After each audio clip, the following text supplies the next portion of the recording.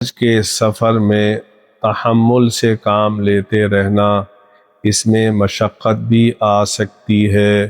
آپ کو کئی جگہ کئی گھنٹے انتظار بھی کرنا پڑ سکتا ہے، لیکن جب شیطان آئے کہ اتنے گھنٹے آپ کو انتظار کرنا پڑ رہا ہے تو یہ کیا ہو رہا ہے، ہمارے انتظامیہ والے کدھر ہیں، حج گروپ لیڈر کدھر ہے؟ تو اس وقت آپ نے رسول اکرم صلی اللہ علیہ وسلم کے سفر حج پر نظر ڈالی ہے۔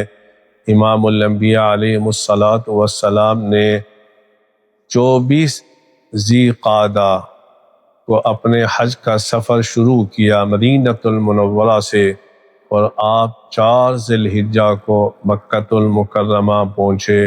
آپ نے تقریباً یہ 9 دن کا سفر کیا، 9 دن کا سفر کیا۔ امام الانبیاء علیہ السلام نے یہ سارا سفر اونٹنی پہ کیا، گرمی برداشت کی، پیاس برداشت کی، آپ کو مجھے سمجھانے کے لیے اگر سفر میں مشقت آ جائے تو تحمل سے کام لینا۔